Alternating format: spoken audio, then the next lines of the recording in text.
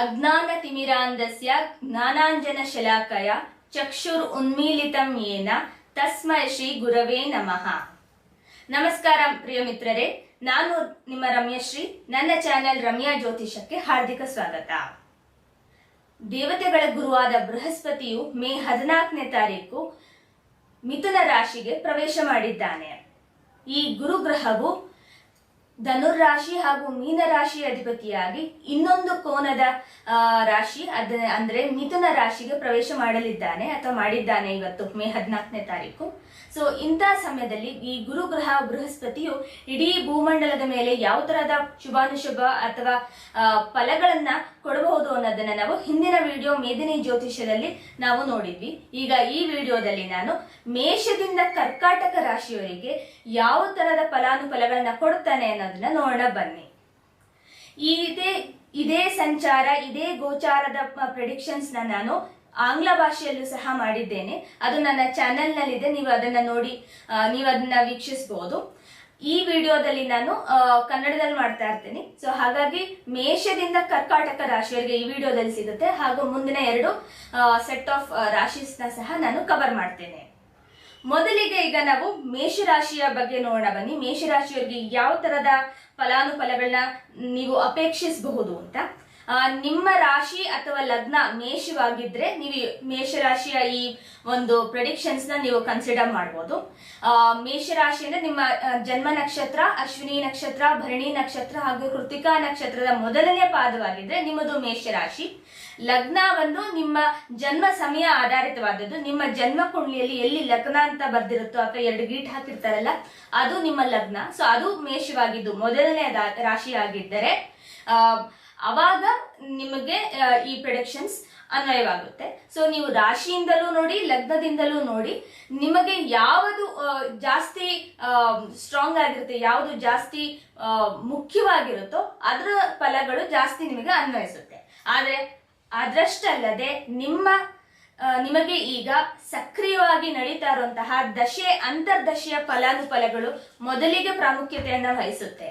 So ನಿಮ್ಮ ಕುಂಡ್ಲಿಯಲ್ಲಿ ಗ್ರಹಗಳು ಹೇಗೆ ಇದೆ ಹಾಗೂ ಈಗಿನ ದಶೆ ಅಂತರ್ದಶೆ ನಿಮಗೆ ಹೇಗಿದೆ ಇದರ ಮೇಲೆ ನಿಮಗೆ ಈ ಗೋಚಾರ ಪ್ರಭಾವ ಬೀರುತ್ತೆ. ಯಾಕಂದ್ರೆ ದಶೆ ಅಂತರ್ದಶೆ ಮತ್ತು ಈ ಕುಂಡ್ಲಿಯಲ್ಲಿ ಸ್ಥಿತವಾಗಿರುವ ಗ್ರಹಗಳ ಒಂದು ಏನ್ ಪೊಸಿಷನ್ ಇದೆ ಅದೇ 70 to 80% ಕವರ್ ಆಗುತ್ತೆ.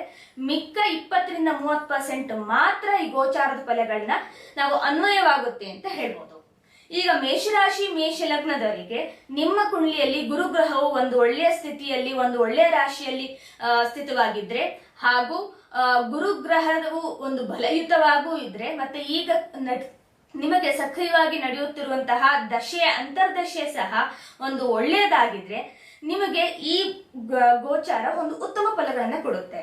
ಬಹಳಷ್ಟು ಜ್ಯೋತಿಷಿಯರು ನಿಮಗೆ ಹೇಳಿರ್ಬೋದು ಈಗ ನಿಮ್ಗೆ ಗುರುಬಲ ಇಲ್ಲ, ನಿಮಗೆ ಕಷ್ಟ ಆಗತ್ತೆ ಅಂತ. ಆದ್ರೆ ಗುರು ಎಲ್ಲಿ ಕೂರ್ತಾನೋ ಅಲ್ಲಿಂದ ಗುರುಬಲ ಬರಲ್ಲ. ಗುರು ಯಾವ ಯಾವ ಭಾವಗಳಿಗೆ ತನ್ನ ದೃಷ್ಟಿಯನ್ನ ಕೊಡ್ತಾನೋ ಅದ್ರ ಮೇಲಿಂದ ನಿಮಗೆ ಗುರುಬಲ ಅಥವಾ ಗುರುವಿನ ಒಂದು ಶುಭ ಫಲಗಳು ಬರ್ಲಿಕ್ಕೆ ಸಾಧ್ಯ ಇದೆ. ಸೊ ಹಾಗಾಗಿ 2, 7, 5 ಅದಲ್ಲಿದ್ದಾಗ ಮಾತ್ರ ಒಳ್ಳೇದು ಇಲ್ಲ.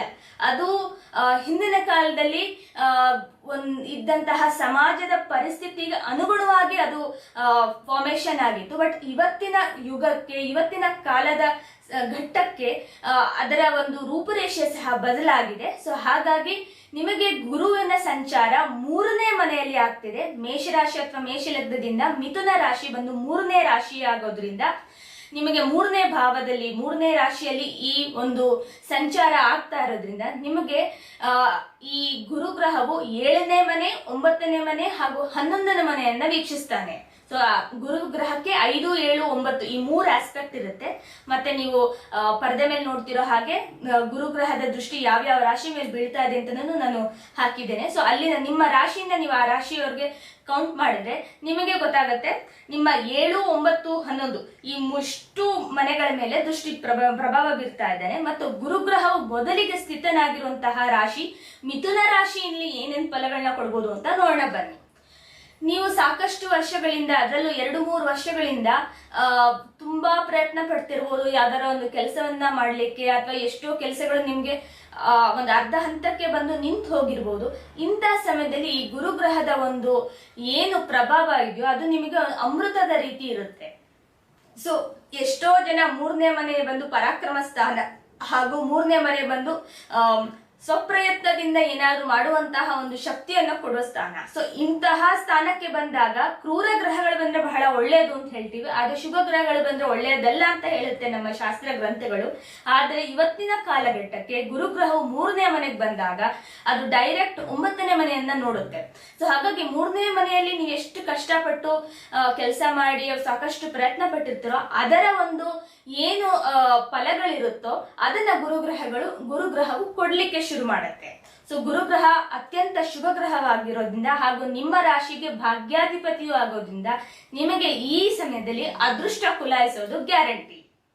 ಸೊ ಮೇಷರಾಶಿಯವರೇ, ನಿಮ್ಗೆ ಇದು ಬಹಳ ಒಂದು ಒಳ್ಳೆಯ ಶುಭ ಸಮಯ. ಯಾಕಂದ್ರೆ ಈಗ ನಿಮ್ಗೆ ಆಲ್ರೆಡಿ 7ರ ಶನಿ ಶುರುವಾಗಿದೆ. ಇಂಥ ಸಮಯದಲ್ಲಿ ಗುರುಗ್ರಹದ ಫಲ ಸಿಗೋದು ಬಹಳ ಅತ್ಯುತ್ತಮ.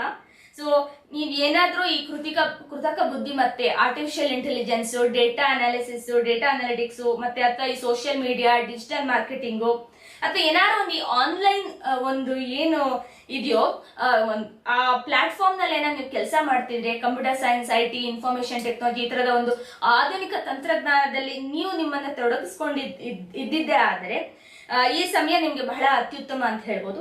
ನೀವು ಆ ಒಂದು ಕ್ಷೇತ್ರದಲ್ಲಿ ಏನು ನೀವು ಪರಿಶ್ರಮ ಪಟ್ಟಿದ್ದೀರಾ ಆ ಪರಿಶ್ರಮಕ್ಕೆ ಈಗ ತಕ್ಕ ಫಲ ಸಿಗುತ್ತೆ. ಸೊ ಇಷ್ಟಲ್ಲದೆ ವಿಶೇಷವಾಗಿ ಸೋಷಿಯಲ್ ಮೀಡಿಯಾದಲ್ಲೂ ಸಹ ನಿಮಗೆ ನೀವು ನಿಮ್ಮನ್ನ ತೊಡಗಿಸ್ಕೊಂಡಿದ್ರೆ ನಿಮ್ಗೆ ಅದರಲ್ಲೂ ಸಹ ಆದಾಯ ಬರ್ಲಿಕ್ಕೆ ಶುರು ಆಗ್ಬೋದು. ಮತ್ತೆ ವಿಶೇಷವಾಗಿ ವಿದೇಶಿ ಮೂಲಗಳಿಂದ ನಿಮ್ಮ ಆದಾಯದಲ್ಲಿ ಗಣನೀಯ ಏರಿಕೆಯನ್ನ ಸಹ ನೀವು ಕಾಣಬಹುದು.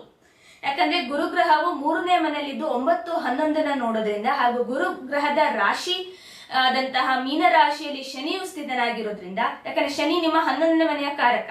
ಸೊ ಹಾಗಾಗಿ ಗುರುಗ್ರಹದ ಒಂದು ಕೃಪೆ ಸಿಕ್ಕ ಮೇಲೆ ಯಾವುದೇ ಒಂದು ಕೆಲಸ ಕಾರ್ಯ ನೆರವೇರೋದು ಸಹ. ಯಾಕಂದ್ರೆ ಶನಿ ಗ್ರಹವು ಫಸ್ಟ್ ಪರ್ಮಿಷನ್ ಕೊಡ್ಬೇಕು, ಆಮೇಲೆ ಗುರುಗ್ರಹವು ತನ್ನ ಆಶೀರ್ವಾದವನ್ನ ಕೊಡ್ಬೇಕು. ಅವಾಗಷ್ಟೇ ನಮ್ಮ ಜೀವನದಲ್ಲಿ ಯಾವುದೇ ತರದ ಒಂದು ಉನ್ನತವಾದ ಅಥವಾ ಮಹತ್ವವಾದ ಒಂದು ಘಟನೆ ಜರುಗಲಿಕ್ಕೆ ಸಾಧ್ಯ ಆಗೋದು.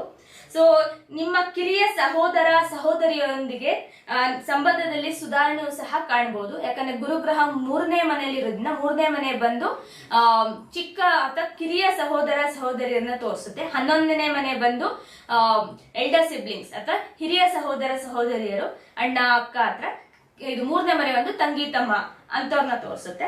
ಸೊ ಅದರಲ್ಲಿ ಸಹ ನಿಮ್ಗೆ ಒಂದು ಸುಧಾರಣೆ ಕಾಣಿಸುತ್ತೆ. ಮತ್ತೆ ನಿಮ್ಮ ತಮ್ಮ ಅಥವಾ ತಂಗಿ ಯಾರು ಇದ್ರೆ ಅವರಲ್ಲಿ ಒಬ್ರಿಗೆ ಅಥವಾ ಯಾರು ಒಬ್ರಿಗೆ ಅಟ್ಲೀಸ್ಟ್ ವಿದೇಶದಲ್ಲಿ ಅಧ್ಯಯನ ಮಾಡುವಂತಹ ಅವಕಾಶ ಸಹ ದೊರೀಬಹುದು. ಅವ್ರೇನಾದ್ರು MS ಮಾಡ್ಬೇಕು ಅಥವಾ ಏನಾದ್ರು ಒಂದು ಮಾಸ್ಟರ್ಸ್ ಪರ್ಸ್ಯೂ ಮಾಡ್ಬೇಕು ಅಂತ ಹೇಳಿ ವಿದೇಶಕ್ಕೆ ಪ್ರಯಾಣ ಮಾಡ್ಬೇಕು ಅಂತ ಏನಾದ್ರು ಇದ್ದು ಅವ್ರೇನಾದ್ರು ತುಂಬಾ ಪ್ರಯತ್ನ ಪಡ್ತಿದ್ರೆ ಅವರಿಗೂ ಸಹ ಈ ಸಮಯದಲ್ಲಿ ಈ ಒಂದು ಪ್ರಯತ್ನ ಕೈಗೂಡಬಹುದು. ಯಾಕಂದ್ರೆ ಗುರು ತೃತೀಯದಲ್ಲಿರೋದ್ರಿಂದ ಬರೀ ಒಬ್ಬ ಜಾತಕನಿಗಷ್ಟೇ ಅಲ್ಲ, ಆ ಜಾತಕನ ಸಂಬಂಧಿಕರಿಗೂ ಸಹ ಶುಭಾನುಶುಭ ಫಲಗಳನ್ನ ಕೊಡುತ್ತೆ. ಈಗ ನಾವು ಈ ಗುರುಗ್ರಹದ ಸಂಚಾರವನ್ನ ನಕ್ಷತ್ರದ ಪ್ರಭಾವದಿಂದ ಯಾವ ಯಾವ ನಕ್ಷತ್ರದಲ್ಲಿ ಗುರುಗ್ರಹ ಇದ್ದಾಗ ಯಾವ ಯಾವ ಫಲಗಳನ್ನ ಕೊಡಬಹುದು ಮಿಥುನ ರಾಶಿಯಲ್ಲಿ ಎಂದ ಬಗ್ಗೆ ನೋಡೋಣ ಬನ್ನಿ. ಗುರುಗ್ರಹವು ಮಿಥುನ ರಾಶಿಯಲ್ಲಿ ಮೊದಲಿಗೆ ಪ್ರವೇಶ ಮಾಡೋದು ಮೃಗಶಿರ ನಕ್ಷತ್ರದ 3ನೇ ಪಾದಕ್ಕೆ. ವೃಷಭ ರಾಶಿಯಲ್ಲಿ ಮೃಗಶಿರ ನಕ್ಷತ್ರ 1, 2 ಪಾದವನ್ನ ಆಗ್ಲೇ ಅದು ಸಂಚಾರ ಮಾಡಾಗಿದೆ. ಈಗ 3, 4 ಪಾದಕ್ಕೆ ಬರ್ತೀವಿ ನಾವು ಮಿಥುನ ರಾಶಿಗೆ. ಸೊ ಮೃಗಶಿರ ನಕ್ಷತ್ರ ಬಂದು ಕುಜನ ನಕ್ಷತ್ರ ಮತ್ತು ಇದು ದೇವಿ ಪಾರ್ವತಿ, ಮಾತಾ ಪಾರ್ವತಿಗೆ ಬಹಳ ಮೆಚ್ಚಿನ ನಕ್ಷತ್ರ, ಆಕೆಯ ನಕ್ಷತ್ರ ಅಂತಾನೆ ಸಹ ಇದನ್ನ ಪರಿಗಣಿಸಲಾಗಿದೆ ನಮ್ಮ ಶಾಸ್ತ್ರಗಳಲ್ಲಿ. ಸೊ ಹಾಗಾಗಿ ನೂತನ ತಂತ್ರಜ್ಞಾನಗಳಲ್ಲಿ ಉನ್ನತ ಕೌಶಲ್ಯವನ್ನ ನೀವು ಪಡಿತೀರಾ ಮತ್ತು ಅನ್ವೇಷಣೆ ಮತ್ತು ಹೊಸ ಪರಿಕಲ್ಪನೆಗಳನ್ನ ಅರ್ಥ ಮಾಡಿಕೊಂಡು ಹೊಸ ವ್ಯವಸ್ಥೆಗಳನ್ನ ಅಭಿವೃದ್ಧಿ ಪಡಿಸ್ತೀರಾ ನೀವು. ಮತ್ತೆ ನಿಮ್ಮ ವೃತ್ತಿ ಜೀವನದಲ್ಲೂ ಸಹ ಸಾಕಷ್ಟು ಪರಿವರ್ತನೆಯನ್ನ ನೀವು ಈ ಸಮಯದಲ್ಲಿ ಕಾಣಬಹುದು. ಯಾಕಂದ್ರೆ 10ನೇ ಮನೆಯನ್ನ ಗುರುಗ್ರಹವು ನೇರವಾಗಿ ವೀಕ್ಷಿಸದಿದ್ದರೂ ಅದರ ಒಂದು ಅಕ್ಕಪಕ್ಕದಲ್ಲಿರುವ ಏನು ಭಾವಗಳಿದೆ 9, 11 ಅದನ್ನ ವೀಕ್ಷಿಸೋದ್ರಿಂದ ಗುರುಗ್ರಹವು ಸಾಕಷ್ಟು ಉತ್ತಮ ಫಲಗಳನ್ನ ಕೊಡಬಹುದು. ಆದ್ರೆ ಯಾಕೆ ಮೃಗಶಿರ ನಕ್ಷತ್ರಕ್ಕೆ ಬಂದಾಗ ಕೊಡುತ್ತೆ ಅಂತ ಹೇಳಿದ್ರೆ, ನಿಮ್ಮ ಕುಜಗ್ರಹವು ಈ ಸಮಯದಲ್ಲಿ ಅದು 4ನೇ ಮನೆಯಲ್ಲಿದ್ದು 10ನೇ ಮನೆಯನ್ನ ನೋಡ್ತಾ ಇದೆ. ಸೊ ಯಾವುದೇ ಗ್ರಹ ಹಿಂದಿನ ರಾಶಿಗೆ ಬಂದಾಗ, ನಿಮ್ಮ ರಾಶಿಯಾಧಿಪತಿ ಅಥವಾ ಲಗ್ನಾಧಿಪತಿಯ ಹಿಂದಿನ ರಾಶಿಗೆ ಬಂದಾಗ ಗುರುಗ್ರಹ, ಶುಕ್ರ ಗ್ರಹ ಅಂತದ್ದು ಆ ನಿಮ್ಮ ರಾಶಿಯಾಧಿಪತಿ ಲಗ್ನಾಧಿಪತಿಗೆ ಒಂದು ಶಕ್ತಿಯನ್ನ ತುಂಬುತ್ತೆ. ಈಗ ಕುಜನು ಬಲಹೀನನಾಗಿ ಪ್ರಬಲ ನೀಚನಾಗ್ತಾ ಇದ್ದಾನೆ. ಸೊ ಇಂತಹ ಸಮಯದಲ್ಲಿ ಅವನಿಗೆ ಶಕ್ತಿಯ ಕೊರತೆ ಇರೋದ್ರಿಂದ ಗುರುಗ್ರಹ ಒಂದು ಸಮೀಪವಾಗೋದ್ರಿಂದ ಗುರುಗ್ರಹದಿಂದ ಆತನಿಗೆ ಒಂದು ಶಕ್ತಿ ಸಿಗುತ್ತೆ. ಸೊ ಹಾಗಾಗಿ ಕುಜನ ಮೇಲೂ ಆ ಪ್ರಭಾವ ಬೀರೋದ್ರಿಂದ ಈ ಗುರುಗ್ರಹದ ಸಂಚಾರ ನೀವು ಈ ಸಮಯದಲ್ಲಿ ಮೃಗಶಿರ ನಕ್ಷತ್ರದ ಸಂಚಾರ ಅಂದ್ರೆ ಮೇ 14ರಿಂದ ಜೂನ್ 13ನೇ ತಾರೀಕುವರೆಗೂ ನೀವು ಈ ಸಮಯದಲ್ಲಿ ಈ ತರದ ಎಲ್ಲಾ ಫಲಗಳನ್ನ ನೋಡ್ಬೋದು. ನೂತನವಾದ ಕೌಶಲ್ಯಗಳನ್ನ ನೀವು ಕಲಿಬಹುದು, ಅಪ್ಸ್ಕಿಲ್ ಮಾಡ್ಬೋದು, ಮತ್ತೆ ಹೊಸದ ಯಾವುದೋ ಒಂದು ಅಭಿವೃದ್ಧಿ ಮಾಡ್ಬೋದು, ನಿಮ್ಮ ಪ್ರಾಸೆಸ್ ಅಲ್ಲಿ ಆಟೋಮೇಷನ್ ಮಾಡ್ಬೋದು, ಮತ್ತೆ ನಿಮ್ಮ ಅದರಿಂದಾಗಿ ನಿಮ್ಮ ಒಂದು ಉದ್ಯೋಗ ಕ್ಷೇತ್ರದಲ್ಲಿ ಪರಿವರ್ತನೆ ಕಂಡು ಬರ್ಬೋದು. ಇದು ಹೆಚ್ಚು ಬುದ್ಧಿವಂತಿಕೆಯಿಂದ ಪ್ರಯತ್ನಗಳನ್ನ ಹೂಡುವ ಸಮಯ ಸಹ. ಯಾಕಂದ್ರೆ ಗುರುಗ್ರಹವು ವಿಸ್ಡಮ್ ಅಥವಾ ವೈಸ್ ಆ ಕ್ಯಾರೆಕ್ಟರ್ ನ ತೋರಿಸೋದ್ರಿಂದ ಎಷ್ಟು ಬುದ್ಧಿವಂತಿಕೆಯಿಂದ ನೀವು ಈ ಸಮಯದಲ್ಲಿ ವ್ಯವಹರಿಸ್ತೀರಿ. ಯಾಕಂದ್ರೆ ಬುಧನ ರಾಶಿಯಲ್ಲೂ ಗುರು ಗ್ರಹ ಇರೋದ್ರಿಂದ ನಿಮಗೆ ಅಷ್ಟು ಉತ್ತಮ ಫಲಗಳು ಸಿಗುತ್ತೆ. ಇನ್ನು ಆರಿದ್ರಾ ನಕ್ಷತ್ರಕ್ಕೆ ಬಂದಾಗ ಅಂದ್ರೆ ಜೂನ್ 13ನೇ ತಾರೀಕಿಂದ ಆಗಸ್ಟ್ 13ನೇ ತಾರೀಕುವರೆಗೂ ಈ ಸಮಯದಲ್ಲಿ ನಿಮ್ಮ ರಾಶಿಯಾಧಿಪತಿ ಅಥವಾ ಲಗ್ನಾಧಿಪತಿ ಕುಜ ಬಂದು ಸಿಂಹರಾಶಿಗೆ ಬಂದ್ಬಿಟ್ಟಿರ್ತಾನೆ. ಸೊ ಯಾವಾಗ ಗುರು ಮಿಥುನದಲ್ಲಿದ್ದು ಯಾವಾಗ ಕುಜ ಅಂದ್ರೆ ನಕ್ಷತ್ರಾಧಿಪತಿ ಕುಜ ಬಂದು ಕರ್ಕಾಟಕದಲ್ಲಿ ಇರ್ತಾನೋ ನೀಚನಾಗಿ, ಅವಾಗ ಮಾತ್ರ ಗುರು ಇಂತಹ ಶುಭ ಫಲಗಳನ್ನ ಕೊಡ್ಲಿಕ್ಕೆ ಸಾಧ್ಯ. ನೆಕ್ಸ್ಟ್ ಗುರು ಆರಿದ್ರಾ ನಕ್ಷತ್ರಕ್ಕೆ ಬಂದಾಗ ನಾವು ರಾಹು ಎಲ್ಲಿದ್ದಾನೆ ಅಂತ ನೋಡ್ಬೇಕು. ಯಾಕಂದ್ರೆ ಆತ ನಕ್ಷತ್ರಾಧಿಪತಿ ಆಗೋದ್ರಿಂದ ರಾಹು ನಿಮಗೆ 11ನೇ ಭಾವದಲ್ಲಿ ಇರ್ತಾನೆ ಅವಾಗ. ಸೊ ಈ ಸಮಯದಲ್ಲಿ ನಿಮ್ಗೆ ಸಾಕಷ್ಟು ಏನದು ಹಣದ ಸಂದಾಯ ಆಗುತ್ತೆ. ನಿಮಗೆ ನೀವು ಅನ್ಕೊಂಡಿರಕ್ಕೂ ಸಾಧ್ಯ ಇಲ್ಲ ಅಷ್ಟು ಹಣ ಸಂದಾಯ ಆಗೋ ಸಾಧ್ಯತೆ ನಿಮ್ಗೆ ಈ ಸಮಯದಲ್ಲಿ ಇದೆ. ಮತ್ತೆ ಈ ಸಮಯದಲ್ಲಿ ನಿಮಗೆ ಅದ್ಭುತ ಮಾನ್ಯತೆ ಒಂದು ಸಿಗುತ್ತೆ. ಮತ್ತೆ ನಿಮ್ಮ ಕಾರ್ಯವೈಖರಿಯನ್ನ ಸಾಕಷ್ಟು ಜನ ಪ್ರಶಂಸೆ ಮಾಡ್ತಾರೆ. ಹಾಗೂ ನಿಮ್ಮ ಪ್ರಯತ್ನಗಳು ಸಹ ಯಶಸ್ವಿಯಾಗುತ್ತೆ ಮತ್ತು ನಿಮ್ಮ ಅನೇಕ ಪ್ರಶ್ನೆಗಳಿಗೂ ಸಹ ಉತ್ತರಗಳು ಸಿಗುತ್ತೆ. 2-3 ವರ್ಷಗಳಿಂದ ನಿಮ್ಗೆ ಅದೃಷ್ಟ ಕೈಗೊಡದೇ ಇದ್ದಿದ್ದು ಅಥವಾ ನಿಮಗೆ ಸಾಕಷ್ಟು ಸರಿಯಾಗಿ ಯಾವುದೇ ಕೆಲಸ ಆಗದೆ ಇದ್ದಿದ್ದು ನಿಮ್ಗೆ ಸ್ವಲ್ಪ ಚಿಂತೆಗೀಡು ಮಾಡಿರ್ಬೋದು.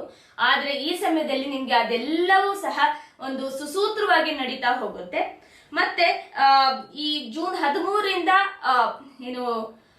ಜೂನ್ 13ರಿಂದ ಆಗಸ್ಟ್ 13ನೇ ತಾರೀಕುವರೆಗೂ ಏನಿದೆ ನಿಮಗೆ ಒಂದು ರಿವಾರ್ಡ್ಸ್ ಅಂಡ್ ರೆಕಗ್ನಿಷನ್ ಅಂತ ಏನ್ ಹೇಳ್ತೆ, ಒಂದು ಗುರುತಿಸ್ಕೊಳ್ಳುವುದು ಇಡೀ ಸಮಾಜದ ಮುಂದೆ ಆಗಿರ್ಬೋದು ಅಥವಾ ನಿಮ್ಮ ಕಾರ್ಯಕ್ಷೇತ್ರದಲ್ಲಿ ಇದು ಒಂದು ಉತ್ತಮ ರೀತಿಯಲ್ಲಿ ಸಿಗುತ್ತೆ. ನಿಮ್ಮ ಹೈಯರ್ ಮ್ಯಾನೇಜ್ಮೆಂಟ್ ಅಥವಾ ನಿಮಗಿಂತ ಮೇಲಿರುವಂತಹ ಅಧಿಕಾರಿಗಳ ಗಮನಕ್ಕೂ ಸಹ ನೀವು ಬರ್ತೀರಾ. ಇದು ನಿಮ್ಗೆ ಒಂದು ಉತ್ತಮವಾದ ಸಮಯ ಅಂತ ನಾನು ಹೇಳ್ಬೋದು. ಈ ಸಮಯದಲ್ಲಿ ನಿಮಗೆ ಒಂದು ಗೌರವ, ಪ್ರತಿಷ್ಠೆ ಎಲ್ಲವೂ ಸಿಗುತ್ತೆ. ಪದವಿ, ಪ್ರತಿಷ್ಠೆ, ಸಮ್ಮಾನ ಎಲ್ಲ ಸಿಗುತ್ತೆ ಅಂತ ನಾನು ಹೇಳಬಲ್ಲೆ.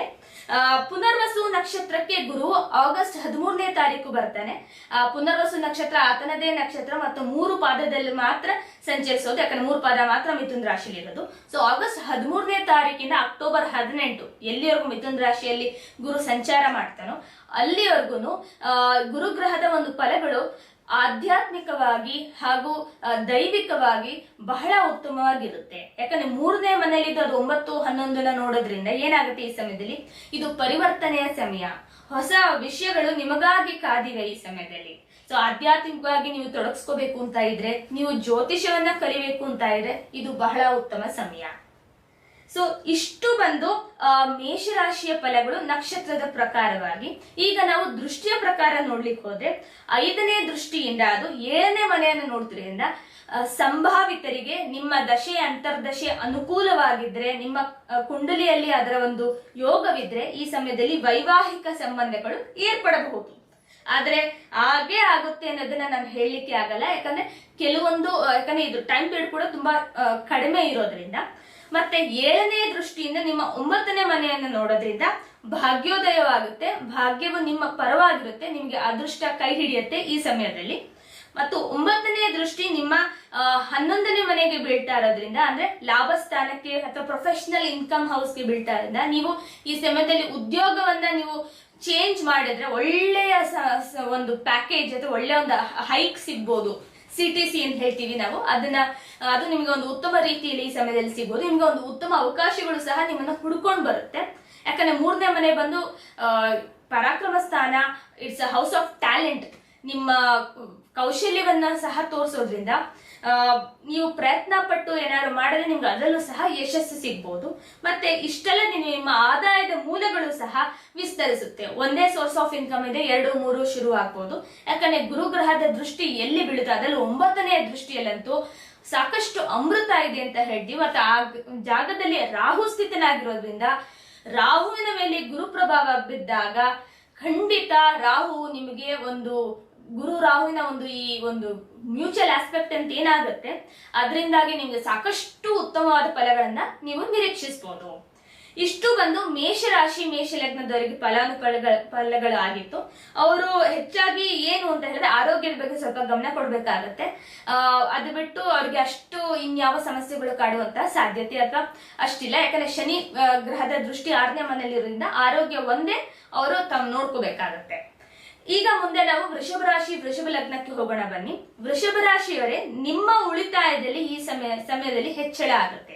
ಸೊ ಸಾಕಷ್ಟು ವರ್ಷದಿಂದ ನೀವು ಖರ್ಚು ಮಾಡಿ ಸಾಕಷ್ಟಾಗಿ, ಮತ್ತೆ ಜನ್ಮದಲ್ಲೇ ಗುರು ಇದ್ದಿದ್ರಿಂದ ಅದು ನರೋದುಃಖವಾಗಿತ್ತು. ಆದ್ರೆ ಅದನ್ನೆಲ್ಲ ಬಿಟ್ಟು ಈಗ ನಿಮ್ಗೆ ಗುರು 2ನೇ ಭಾವಕ್ಕೆ ಬರೋದ್ರಿಂದ ನಿಮ್ಮ ಉಳಿತಾಯದಲ್ಲಿ ಹೆಚ್ಚಳ ಆಗುತ್ತೆ. ನಿಮ್ಮ ಏನು ಪಾರಿವಾರಿಕ ಸಂಬಂಧಗಳು ಇದೆಯೋ ಅದರಲ್ಲೂ ಸಹ ಒಂದು ಸುಧಾರಣೆ ಕಂಡು ಬರುತ್ತೆ, ಏನಾದ್ರು ಸಮಸ್ಯೆ ಇದ್ದಿದ್ರೆ. ಮತ್ತೆ ನಿಮಗೆ ನಿಮ್ಮ ವಾಕ್ಚಾತುರ್ಯವು ಸಹ ಬಹಳಷ್ಟು ಉತ್ತಮವಾಗಿ ಪ್ರಗತಿಗೊಳ್ಳುತ್ತೆ, ವೃದ್ಧಿಗೊಳ್ಳುತ್ತೆ, ಮತ್ತೆ ಸುಧಾರಣೆ ಕಂಡು ಬರುತ್ತೆ. ಮತ್ತೆ ಹಣಕಾಸಿನ ದೃಷ್ಟಿಯಿಂದ ನಾನು ಹೇಳಿದಾಗ ಇದು ಬಹಳ ಉತ್ತಮವಾದ ಸಮಯ. ಅದರಲ್ಲೂ ನಾನು ಹೇಳಿದಾಗ ಆರ್ಟಿಫಿಷಿಯಲ್ ಇಂಟೆಲಿಜೆನ್ಸ್, ಕೃತಕ ಬುದ್ಧಿಮತ್ತೆ ಇಂತಹ ಒಂದು ಕ್ಷೇತ್ರದಲ್ಲಿರೋರಿಗೆ ಇದು ಬಹಳ ಉತ್ತಮ. ಮತ್ತೆ ಬ್ಯಾಂಕ್ ನಲ್ಲಿ ಕೆಲಸ ಮಾಡೋರ್ಗೆ ಅಥವಾ ಯಾವುದೇ ತರದ ಹಣಕಾಸಿನ ಸಂಸ್ಥೆಯಲ್ಲಿ ಕೆಲಸ ಮಾಡೋರ್ಗೆ, ಯಾಕಂದ್ರೆ ಬುಧನ ರಾಶಿಯಲ್ಲಿ ಗುರು ಇರೋದ್ರಿಂದ ಬುಧ ಬಂದು ಈ ಟೆಕ್ನಾಲಜಿ AI ಸಹ ಆತ ಸಪೋರ್ಟ್ ಕೊಡ್ತಾನೆ. ಪ್ಲಸ್ ಆತ ಅಕೌಂಟಿಂಗ್, ಬ್ಯಾಂಕಿಂಗ್, ಫಿನಾನ್ಸ್ ಇದರಲ್ಲೂ ಸಹ ಸಪೋರ್ಟ್ ಕೊಡೋದ್ರಿಂದ, ಮತ್ತೆ ಗುರುಗ್ರಹ ಬ್ಯಾಂಕಿಂಗ್ ಫಿನಾನ್ಸೇ ಆಗಿರೋದ್ರಿಂದ ಸೊ ಖಂಡಿತ ಈ ಸಮಯದಲ್ಲಿ ಈ AI ಆರ್ಟಿಫಿಷಿಯಲ್ ಇಂಟೆಲಿಜೆನ್ಸ್ ಬ್ಯಾಂಕ್ನವರಿಗೆ, ಶಾಲೆಯಲ್ಲಿ ಕೆಲಸ ಮಾಡೋರಿಗೆ, ಪತ್ರಿಕೋದ್ಯಮದಲ್ಲಿರೋರಿಗೆ, ಭಾಷಣಕಾರರಿಗೆ ಬಹಳಷ್ಟು ಉತ್ತಮವಾದ ಫಲಗಳನ್ನ ಕೊಡುತ್ತೆ. ಮತ್ತೆ ಯಾರ್ಯಾರು ಮಾತನಾಡುವಿಕೆಯಲ್ಲಿ ವೆರಿ ಪ್ರಾಮುಖ್ಯತೆಯನ್ನು ಹೊಂದಿರೋರು ಇರ್ತಾರೆ, ಅಥವಾ ಬಹಳ ಅತ್ಯಗತ್ಯವಾದ ಕ್ಷೇತ್ರಗಳಲ್ಲಿ ಮಾತನಾಡೋದು ಬಹಳ ಮುಖ್ಯ ಅಂತ ಇರುತ್ತೋ ಅಂತಹ ಕ್ಷೇತ್ರಗಳಲ್ಲಿ ಕೆಲಸ ಮಾಡೋರಿಗೆ ಇದು ಬಹಳ ಶುಭಕರವಾದ ಸಮಯ. ಮತ್ತೆ ಸಂವಹನದಲ್ಲಿ ಸುಧಾರಣೆ ಆಗುತ್ತೆ ಮತ್ತು ನೆಟ್ವರ್ಕ್ ಅನ್ನ ಬೆಳೆಸುವ ಅವಕಾಶಗಳು ಸಹ ನಿಮಗೆ ಸಿಗುತ್ತೆ. ಗುರುಗ್ರಹವು 11ನೇ ಮನೆಯನ್ನ ದೃಷ್ಟಿ ಕೊಟ್ಟಾಗ ಅದು ಮೇಷರಾಶಿಯವರಿಗೂ ಸಿಗುತ್ತೆ, ಬಟ್ ಆದ್ರೆ ವೃಷಭ ರಾಶಿಯವರಿಗೂ ಸಿಗುತ್ತೆ. ಯಾಕಂದ್ರೆ ಅದು ನಿಮ್ಮ 8, 10 ನೋಡೋದ್ರಿಂದ ಅದ್ರ ಬಗ್ಗೆನೂ ನಾನು ಹೇಳ್ತೀನಿ. ಮತ್ತೆ ದೊಡ್ಡ ಪರಿವರ್ತನೆ ನಿಮಗಾಗಿ ಕಂಡು ಬರ್ತೀರಿ. ಯಾಕಂದ್ರೆ ಅಷ್ಟಮಾಧಿಪತಿ ದ್ವಿತೀಯದಲ್ಲಿ ಬರೋದ್ರಿಂದ ನಿಮ್ಮ ಫಿನಾನ್ಸಸ್ ಅಲ್ಲಿ, ನಿಮ್ಮ ಹಣಕಾಸಿನ ಪರಿಸ್ಥಿತಿಯಲ್ಲಿ ಬಹಳ ಉತ್ತಮವಾದ ಪರಿವರ್ತನೆ ನಿಮ್ಗೆ ಕಂಡು ಬರುತ್ತೆ. ಸೊ ಹಾಗಾಗಿ ನೀವು ಸಿದ್ಧರಾಗ್ಬೇಕು ಅದಕ್ಕೆ. ನಿಮ್ಮ ನಕ್ಷತ್ರಗಳ ಪ್ರಭಾವ ಹೇಗಿರುತ್ತೆ, ಗುರುಗ್ರಹವು ನಕ್ಷತ್ರಗಳಲ್ಲಿ ಸಂಚಾರ ಮಾಡ್ತಿದ್ದಾಗ ಹೇಗಿರುತ್ತೆ ಅಂತ ನೋಡೋಣ ಬನ್ನಿ.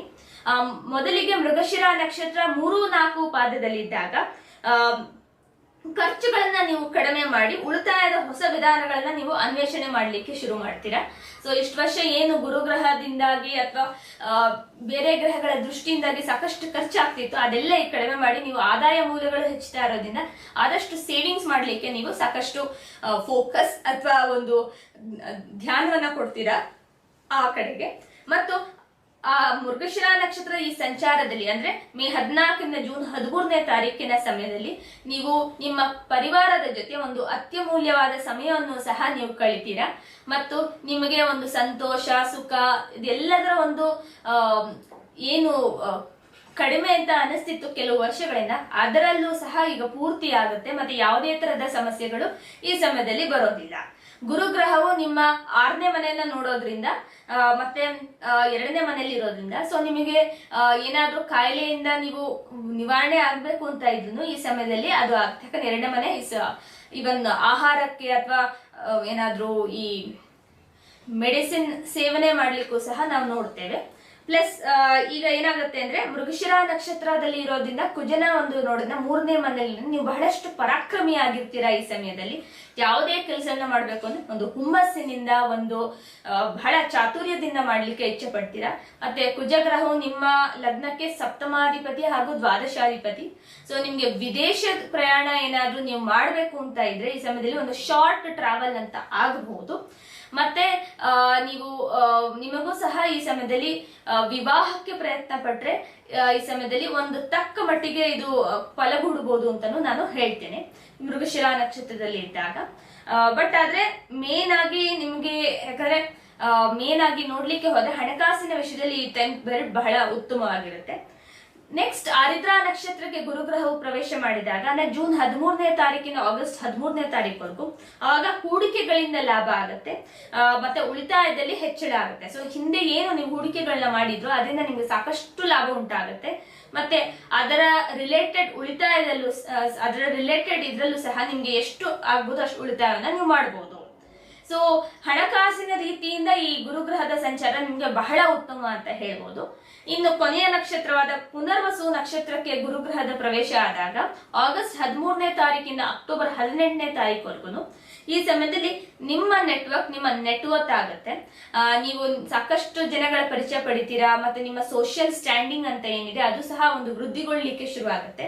ಸೊ ಹಾಗಾಗಿ ನಿಮ್ಮ 10ನೇ ಮನೆಯನ್ನ ನೋಡ್ತಾ ಇದ್ದ ನಿಮ್ಮ ಒಂದು ಕಾರ್ಯವೈಖರಿಯನ್ನ ಸಾಕಷ್ಟು ಪ್ರಶಂಸೆ ಮಾಡ್ತಾರೆ ನಿಮ್ಮ ಕಾರ್ಯಕ್ಷೇತ್ರದಲ್ಲಿ.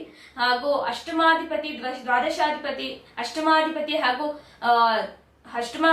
ಹಾಗೂ ದಶಮವನ್ನ ಕುಜನು ಸಪ್ತಮಾಧಿಪತಿ ದ್ವಾದಶಾಧಿಪತಿ. ಬಟ್ ಅದೇ ನಾನು ಇಲ್ಲಿ ಹೇಳಕ್ ಇಷ್ಟಪಡ್ತಾ ಇರೋದು ಗುರು ನಿಮ್ಮ ಅಷ್ಟಮ ಮತ್ತೆ ದಶಮವನ್ನ ನೋಡೋದ್ರಿಂದ ಮತ್ತು ಪುನರ್ವಸು ನಕ್ಷತ್ರದಲ್ಲೇ ಆತ ತನ್ನ ಸ್ವತಃ ನಕ್ಷತ್ರದಲ್ಲಿ ಇರೋದ್ರಿಂದ ಏನಾಗುತ್ತೆ ಅಂತ ಹೇಳಿದ್ರೆ ಈ ಸಮಯದಲ್ಲಿ ನಿಮ್ಮ ಕಾರ್ಯವೈಖರಿಗೆ ಬಹಳಷ್ಟು ಪ್ರಶಂಸೆ ಸಿಗುತ್ತೆ. ಯಾಕಂದ್ರೆ ವೃಷಭ ರಾಶಿ ವೃಷಭ ಲಗ್ನಕ್ಕೆ ಗುರುಗ್ರಹವು ಕಾರಕ ಗ್ರಹ ಅಲ್ಲ. ಬಟ್ ಆದ್ರೆ ಈ ಸಮಯದಲ್ಲಿ ಗುರುಗ್ರಹವು ದ್ವಿತೀಯದಲ್ಲಿ ಕೂತು ಈ ಭಾವಗಳನ್ನ ವೀಕ್ಷಿಸೋದ್ರಿಂದ ಹಾಗೂ ತನ್ನದೇ ನಕ್ಷತ್ರದಲ್ಲಿ ಸಂಚರಿಸೋದ್ರಿಂದ ಆಧ್ಯಾತ್ಮಿಕವಾಗಿ ಸಹ ನಿಮ್ಗೆ ಬಹಳಷ್ಟು ಉತ್ತಮ ಫಲಗಳನ್ನ ಕೊಡುತ್ತೆ. ನೀವು ಅದರಲ್ಲಿ ಒಂದು ಪ್ರೋಗ್ರೆಸ್ ಅನ್ನು ಸಹ ಪ್ರಗತಿಯನ್ನ ಸಹ ಕಾಣ್ತೀರಾ. ಮತ್ತೆ ನಿಮ್ಮ ಕಾರ್ಯಕ್ಷೇತ್ರದಲ್ಲೂ ಸಹ ಉನ್ನತ ಪ್ರಗತಿಯನ್ನ ಕಾಣ್ತೀರಾ. ನಿಮ್ಮ ಬಗ್ಗೆ ನಿಮ್ಮ ಮೇಲಾಧಿಕಾರಿಗಳಿಗೆ ಬಹಳಷ್ಟು ಉತ್ತಮವಾದ ಒಂದು ಒಪಿನಿಯನ್ ಫಾರ್ಮೇಶನ್ ಆಗುತ್ತೆ.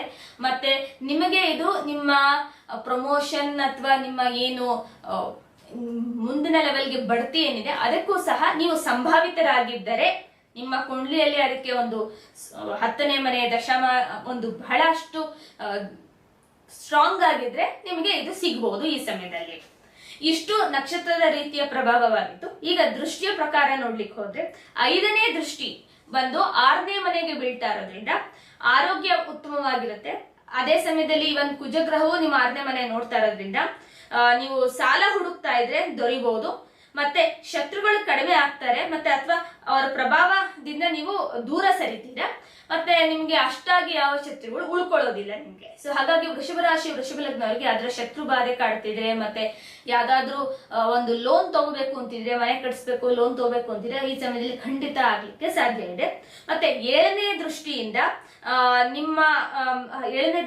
ಅದು ನಿಮ್ಮ 8ನೇ ಮನೆಯನ್ನ ನೋಡೋದ್ರಿಂದ ಅಚಾನಕ್ಕಾಗಿ ನಿಮ್ಮ ಆದಾಯದಲ್ಲಿ ಬದಲಾವಣೆಗಳಾಗುತ್ತೆ, ನಿಮ್ಗೆ ವೃದ್ಧಿ ಆಗುತ್ತೆ. ಇದು ಶುಭ ಸೂಚಕ. ಯಾಕಂದ್ರೆ ಅಷ್ಟಮಾಧಿಪತಿ ಆದಂತಹ ಗುರು ಅಷ್ಟಮವನ್ನೇ ನೋಡೋದ್ರಿಂದ ಸಪ್ತಮ ದೃಷ್ಟಿಯಿಂದ ಡೈರೆಕ್ಟ್ 180 ಡಿಗ್ರಿ ಆಸ್ಪೆಕ್ಟ್ ಅಲ್ಲಿ ನೋಡೋದ್ರಿಂದ ನಿಮಗೆ ಅಕಸ್ಮಾತ್ ಲಾಭ ಮಾತ್ರ ಗಳಿಕೆ ಸಹ ಕಾಣಬಹುದು. ಈ ಸಮಯದಲ್ಲಿ ನಿಮ್ಮ ಯಾವುದೋ ಹಿಂದೆ ಯಾವಾಗಲೂ ಇನ್ವೆಸ್ಟ್ ಮಾಡಿದಂತಹ stock all of a sudden ಮೇಲೆ ಹೋಗ್ಬೋದು, ಈಗ ಸಾಧ್ಯ ಇದೆ. ಮತ್ತೆ ಆಧ್ಯಾತ್ಮಿಕತೆ ಅದ್ರ ನಿಮ್ಮ ಒಲವು ಸಾಕಷ್ಟು ಜಾಸ್ತಿ ಆಗ್ತಾ ಹೋಗುತ್ತೆ. ಈ ಸಮಯದಲ್ಲಿ ನೀವು ಜ್ಯೋತಿಷ ಕಲಿಬಹುದು ಅಥವಾ ಒಕಲ್ಟ್ ಸೈನ್ಸಸ್ ಅದನ್ನ ಸಹ ಕಲಿಬಹುದು. ಯಾಕಂದ್ರೆ ಈಗ ನೆಕ್ಸ್ಟ್ ಬರೋ ಟ್ರೆಂಡ್ ಆಗಿದೆ, ಎಲ್ಲರಿಗೂ ಜ್ಯೋತಿಷ ಒಕಲ್ಟ್ ಸೈನ್ಸ್ ಇಷ್ಟ ಆಗುತ್ತೆ. ಯಾಕಂದ್ರೆ ಶನಿಗ್ರಹ ಒಂದು ನಿರ್ಬಲವಾಗ್ತಾ ಹೋಗ್ತಾ ಇದೆ ಹಾಗೂ ಗುರುಗ್ರಹ ಒಂದು ಬಲವಾಗ್ತಾ ಹೋಗ್ತಾರೆ. ಗುರುಗ್ರಹ ಎಷ್ಟು ಬಲವಾಗುತ್ತೋ ಅಷ್ಟು ನಮ್ಮ ಸನಾತನ ಧರ್ಮಕ್ಕೆ, ನಮ್ಮ ಜ್ಯೋತಿಷ್ಯಕ್ಕೆ ಬಹಳ ಒಳ್ಳೆಯದು. ಇನ್ನು 9ನೇ ದೃಷ್ಟಿಯಿಂದ ಗುರುಗ್ರಹವು ನಿಮ್ಮ ದಶಮವನ್ನು ನೋಡೋದ್ರಿಂದ ವೃತ್ತಿಯಲ್ಲಿ ಪ್ರಗತಿ ಅಂತ ಬರುತ್ತೆ. ಸೊ ವೃಷಭ ರಾಶಿ ವೃಷಭ ಲಗ್ನದವರಿಗೆ ವೃತ್ತಿಯ ಪರ ಕೆಲಸಗಳಲ್ಲಿ ಇರೋರಿಗೆ ಬಹಳಷ್ಟು ಉತ್ತಮ. ಮತ್ತು ನಿಮ್ಮ ಕೆಲವು ನವೀನ ಯೋಜನೆಗಳಿಂದ ನೀವು ಲಾಭ ಪಡಿತೀರಾ. ಯಾಕಂದ್ರೆ ಅದರಲ್ಲೂ ಒಂದು ಮುಖ್ಯ, ಯಾಕಂದ್ರೆ ರಾಹು ಬಂದು ನಿಮ್ಮ ದಶಮದಲ್ಲಿ ಇರೋದ್ರಿಂದ ಅದೇ ಸಮಯದಲ್ಲಿ ಹಾಗೂ ಗುರುಗ್ರಹ ಅದನ್ನ ನೋಡೋದ್ರಿಂದ ನಿಮಗೆ ಅದರ ಪ್ರಭಾವಗಳು ಸಾಕಷ್ಟು ಇರುತ್ತೆ. ಸೊ ಹಾಗಾಗಿ ರಾಹು ಕೇತು ಇದ್ದರು ಔಟ್ ಆಫ್ ಬಾಕ್ಸ್ ಥಿಂಕಿಂಗ್ ಅಂತ ಹೇಳ್ತೀವಿ. ಯಾಕಂದ್ರೆ ಕೇತು ನಿಮ್ಗೆ ಚತುರ್ಥದಲ್ಲಿದ್ದಾನೆ, ರಾಹು ದಶಮಕ್ಕೆ ಬರ್ತಾನೆ ಆ ಸಮಯದಲ್ಲಿ. ಆದ್ರೆ ಹೇಗೆ ಫಲಾನುಫಲಗಳು ಅದನ್ನ ಆಮೇಲೆ ಹೇಳ್ತೀನಿ. ಸೊ ಕೊನೆಯಲ್ಲಿ ನಾನು ಒಂದು ಕಾಂಪೋಸಿಟ್ ಪ್ರೆಡಿಕ್ಷನ್ಸ್ ಅಂತಾನು ಒಂದು ವಿಡಿಯೋ ನಾನು ಮಾಡ್ತೀನಿ ಎಲ್ಲಾ ರಾಶಿಗಳಿಗೂ. ಸೊ ಯಾಕಂದ್ರೆ ಈ ಗುರು ಎಲ್ಲಾ ಗ್ರಹಗಳು ಬಂದಂಗೆ ಎಲ್ಲ ಏನೇನೋ ಎಲ್ಲ ಕೊಡ್ತಾ ಹೋದಾಗ ಯಾವ್ದು ಆಕ್ಚುಲಿ ಸಿಗುತ್ತೆ ಅಂತ ಗೊತ್ತಾಗೋದು ಬಹಳ ಕಷ್ಟ ಆಗುತ್ತೆ. ಸೊ ಆದ್ರೆ ಈ ಸಮಯದಲ್ಲಿ ನಾನು ಹೇಳ್ತೀನಿ, ರಾಹು ದಶಮದಲ್ಲಿರೋದ್ರಿಂದ ಗುರು ಅದನ್ನ ನೋಡೋದ್ರಿಂದ ಒಂದು ಯುನೀಕ್ ಟೈಪ್ ಆಫ್ ಕೆಲಸ, ಅದು ಯಾವುದೋ ಒಂದು ನವೀನವಾದ ಒಂದು ಕೆಲಸ ನೀವೇನ್ ಈಗ ಮಾಡ್ತೀರೋ ಅದರಿಂದ ನಿಮ್ಗೆ ಉತ್ತಮ ಫಲಗಳು ಸಿಗುತ್ತೆ. ಯಾಕಂದ್ರೆ ಸಾಮಾನ್ಯ ಕಾರ್ಯವೈಖರಿ ಮಾಡಿದಾಗ ನಿಮ್ಗೆ ಸಿಗೋ ಯಾವುದೇ ತರದ ಒಂದು ಪ್ರಗತಿ ಆಗುವಂತ ಸಿಗೋಕ್ ಸಾಧ್ಯ ಇಲ್ಲ. ಬಟ್ ಆದ್ರೆ ಈ ಸಮಯದಲ್ಲಿ ಈ ತರದ ಒಂದು ಅವಕಾಶ ಸಿಕ್ಕರೆ ಖಂಡಿತ ತಗೊಳ್ಳಿ, ಅದು ನಿಮಗೆ ಉತ್ತಮ ಫಲಗಳನ್ನ ಕೊಡುತ್ತೆ ಅಂತ ಹೇಳಲಿಕ್ಕೆ ಇಷ್ಟಪಡ್ತೇನೆ. ಇಷ್ಟು ವೃಷಭ ರಾಶಿ ವೃಷಭ ಲಗ್ನದವ್ರಿಗಾಗಿತ್ತು. ಈಗ ಮುಂದೆ ನಾವು ಮಿಥುನ ರಾಶಿ ಅಥವಾ ಮಿಥುನ ಲಗ್ನವನ್ನ ನೋಡೋಣ ಬನ್ನಿ. ಮಿಥುನ ರಾಶಿ ಅಥವಾ ಮಿಥುನ ಲಗ್ನದವರಿಗೆ ಈ ಸಮಯದಲ್ಲಿ ನೀವು ನಿಮ್ಮ ವೃತ್ತಿಯಲ್ಲಿ ಒಂದು ಉನ್ನತಿಯನ್ನ ಕಾಣಬಹುದು. ಮತ್ತೆ ನಿಮಗೆ ಗುರು ನಿಮ್ಮ ಜನ್ಮ ರಾಶಿಗೆ ಬರೋದ್ರಿಂದ, ಜನ್ಮ ಲಗ್ನಕ್ಕೆ ಬರೋದ್ರಿಂದ ನಿಮಗೆ ಸ್ವಲ್ಪ ಮೊದಲಿಗೆ ಹೊಂದಿಕೊಳ್ಳಿಕ್ಕೆ ಕಷ್ಟ ಆಗ್ಬಹುದು. ಯಾಕಂದ್ರೆ ಜನ್ಮಗುರು ನರೋ ದುಃಖಂ ಅಂತ ಹೇಳೋದ್ರಿಂದ. ಬಟ್ ಆದ್ರೆ ಬೆಳವಣಿಗೆ ಮತ್ತು ಪರಿವರ್ತನೆಯ ಸಮಯ ಇದು. ಯಾಕಂದ್ರೆ ನಿಮ್ಗೆ ಸಪ್ತಮಾಧಿಪತಿ ಹಾಗೂ ದಶಮಾಧಿಪತಿ ಆದಂತಹ ಗುರು ನಿಮ್ಮ ಲಗ್ನಕ್ಕೆ, ನಿಮ್ಮ ರಾಶಿಗೆ ಬಂದ್ರೆ ಅದು ಬಹಳ ಉತ್ತಮ. ನಮ್ಮ ಶಾಸ್ತ್ರಗಳಲ್ಲೇ ಅದು ಹೇಳಿದೆ, ಕುಂಡಲಿಯಲ್ಲೇ ದಶಮಾಧಿಪತಿ ಗುರು ಲಗ್ನದಲ್ಲಿದ್ರೆ ಅದಕ್ಕಿಂತ ಉತ್ತಮವಾದ ಒಂದು ಸ್ಥಾನಮಾನ ಇನ್ನೇನು ಇಲ್ಲ. ಅಂದ್ರೆ ಆ ಒಂದು ಜಾತಕನಿಗೆ ತನ್ನ ಕರ್ಮದಿಂದಲೇ ತನ್ನ ಒಂದು ಜೀವನವನ್ನ ಅವನು ಉತ್ತಮವಾಗಿ ಉತ್ತಮವಾಗಿ ರೂಪಿಸ್ಕೊಳ್ಳಬಹುದು ಅಂತ ಹೇಳಲಾಗಿದೆ. ಸೊ ಹಾಗಾಗಿ ಈ ಒಂದು ಏನು ಗುರುಗ್ರಹದ ಸಂಚಾರ ಇದೆ ಅದು ನಿಮ್ಮ ಜನ್ಮರಾಶಿ ಜನ್ಮ ಲಗ್ನದ ಮೇಲೆ ಆಗಿದ್ದರೂ ಸಹ ನಿಮಗೆ ಇದರ ಫಲಾನುಫಲಗಳು ಉತ್ತಮವಾಗಿರುತ್ತೆ. ನಿಮ್ಮ ವೃತ್ತಿಯಲ್ಲಿ ನೀವು ಉನ್ನತಿಯನ್ನ ಕಾಣ್ತೀರಾ ಮತ್ತು ಬೆಳವಣಿಗೆ ಆಗ್ಲಿಕ್ಕೆ ಅಥವಾ ಪರಿವರ್ತನೆ ಆಗ್ಲಿಕ್ಕೆ ಇದು ಸುಸೂತ್ರವಾದ ಸಮಯ. ಬಾಕಿ ಉಳಿದಿದ್ದ ಅನೇಕ ಕಾರ್ಯಗಳು ನಿಮಗೆ ಈ ಸಮಯದಲ್ಲಿ ಮುಂದುವರಿತಾ ಹೋಗುತ್ತೆ. ಎಷ್ಟೋ ಕಾರ್ಯಗಳು ನಿಮ್ಗೆ ನಿಂತು ಹೋಗಿದೆ, ಅದೆಲ್ಲ ಒಂದು ಪೂರ್ಣತೆ ಹತ್ರ ಹೋಗುತ್ತೆ. ಮತ್ತು ಹಣಕಾಸಿನ ಸಮಸ್ಯೆಗಳು ಏನಾದ್ರು ಉಳಿದಿದ್ರೆ ಅಥವಾ ಯಾವುದೋ ಒಂದು ರೀತಿಯಲ್ಲಿ ನೀವು ಅದನ್ನ ಹೇಗೋ ನಿಭಾಯಿಸ್ತಾ ಇದ್ರೆ ಅದನ್ನೇ ನೀವು ಮುಂದಿನ 5-6 ತಿಂಗಳು ಸಹ ನಿಭಾಯಿಸ್ಕೊಂಡು ಹೋಗ್ಬೇಕು. ಗುರುಗ್ರಹವು ಕರ್ಕಾಟಕ ರಾಶಿಗೆ ಅಕ್ಟೋಬರ್ 18ನೇ ತಾರೀಕು ಪ್ರವೇಶ ಮಾಡುವಷ್ಟೊತ್ತಿಗೆ ನಿಮ್ಮ ಹಣಕಾಸಿನ ಸಮಸ್ಯೆಗಳು ಏನಿರುತ್ತೋ ಅಷ್ಟು ಸಹ ನಿಮಗೆ ಸುಧಾರಣೆಯಾಗಿ ಒಂದು ಉತ್ತಮ ಹಂತಕ್ಕೆ ಬಂದು ನಿಲ್ಬಹುದು ಅಂತ ನಾನು ಹೇಳಲಿಕ್ಕೆ ಇಷ್ಟಪಡ್ತೇನೆ. ಸೊ ಮಿಥುನ ರಾಶಿಯವರಿಗೆ ಗುರುಗ್ರಹವು ನಿಮ್ಮ ಜನ್ಮದಲ್ಲೇ ಇರೋದ್ರಿಂದ ನಿಮ್ಮ ಬುದ್ಧಿವಂತಿಕೆಯನ್ನ, ನಿಮ್ಮ ಕೌಶಲ್ಯವನ್ನ ನೀವು ಅಭಿವೃದ್ಧಿ ಪಡಿಸ್ಕೋಬೇಕು ಅಂತ ಇದ್ರೆ ಈ ಸಮಯ ಬಹಳ ಉತ್ತಮವಾಗಿದೆ. ಮತ್ತು ನಿಮ್ಮ ವೈವಾಹಿಕ ಸಂಬಂಧದಲ್ಲೂ ಸಹ ನಿಮಗೆ ಉತ್ತಮವಾದ ಫಲಗಳು ಸಿಗುತ್ತೆ. ಮತ್ತೆ ನಿಮ್ಗೆ ನಿಮ್ಮ ಒಂದು ಸರ್ಕಲ್ ನೆಟ್ವರ್ಕ್ ಏನಿರುತ್ತೆ ಅಥವಾ ನಿಮ್ಮ ಬಂಧು ಬಾಂಧವರ ಒಂದು ಏನ್ ನೆಟ್ವರ್ಕ್ ಇರುತ್ತೆ ಅಲ್ಲೂ ಸಹ ನಿಮ್ಮ ಪ್ರಭಾವ, ನಿಮಗೆ ಒಂದು ಮನ್ನಣೆ, ಗೌರವ ಎಲ್ಲ ಕೂಡ ಸಿಗ್ಲಿಕ್ಕೆ ಶುರುವಾಗುತ್ತೆ.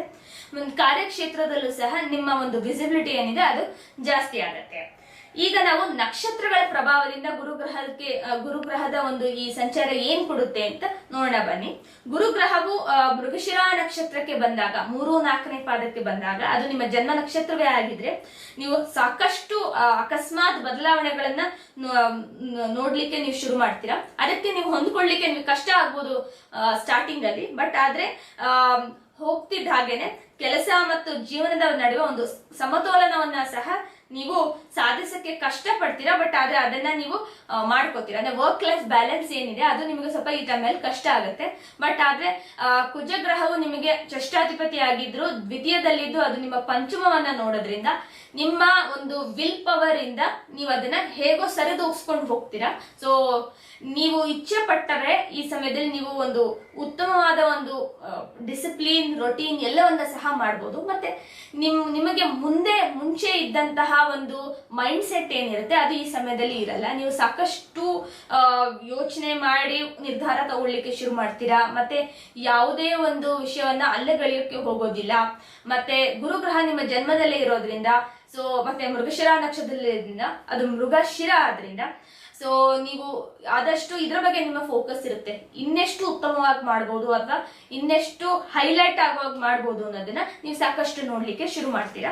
ಇನ್ನು ಆರಿದ್ರ ನಕ್ಷತ್ರಕ್ಕೆ ಬಂದಾಗ ನಿಮಗೆ ಆ ದೃಷ್ಟ ಕುಲಾಯಿಸುತ್ತೆ. ಯಾಕಂದ್ರೆ ಗುರುಗ್ರಹವು ನಿಮ್ಮ ರಾಶಿಯಲ್ಲಿದ್ದು ಪಂಚಮ, ಸಪ್ತಮ, ನವಮನ್ನ ನೋಡ್ತಾನೆ.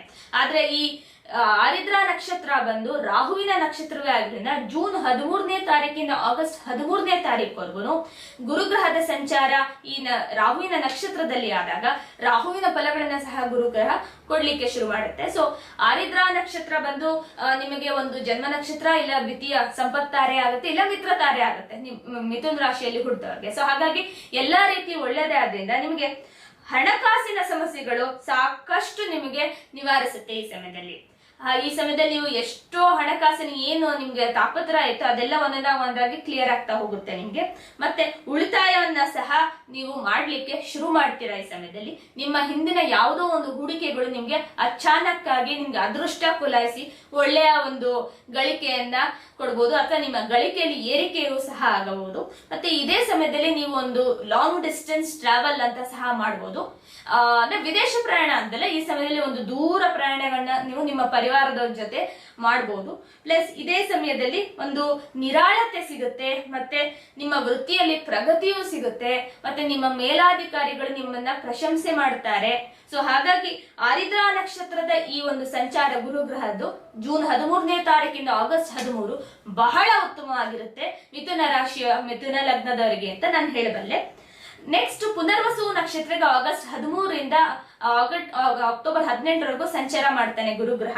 ಸೊ ಈ ಸಮಯದಲ್ಲಿ ಬಾಕಿ ಉಳಿದಂತಹ ಎಷ್ಟು ಕಾರ್ಯಗಳಿದೆ ಅದೆಲ್ಲ ಈ ಸಮಯದಲ್ಲಿ ಪೂರ್ಣಗೊಳ್ತಾ ಹೋಗುತ್ತೆ. ಮತ್ತೆ ನಿಮ್ಮ ಒಂದು ಏನು ಅಭಿಲಾಷೆ ಇತ್ತು ಅಥವಾ ಆಕಾಂಕ್ಷೆಗಳಿತ್ತು ಅದು ಸಹ ಈ ಸಮಯದಲ್ಲಿ ಈಡೇರ್ಲಿಕ್ಕೆ ಶುರುವಾಗುತ್ತೆ. ಹಾಗೆ ಗುರುಗ್ರಹ ತನ್ನ ಸ್ವಂತ ನಕ್ಷತ್ರದಲ್ಲಿರೋದ್ರಿಂದ ಮತ್ತೆ ನಿಮ್ಗೆ ಈ ಸಮಯದಲ್ಲಿ ಹೊಸ ಪರಿವರ್ತನೆಗಳ ಶುರು ಆಗ್ಬೋದು. ಮತ್ತೆ ನೀವು ಒಂದು ಹೊಸ ಜೀವನವನ್ನ ಪ್ರಾರಂಭಿಸಬಹುದು.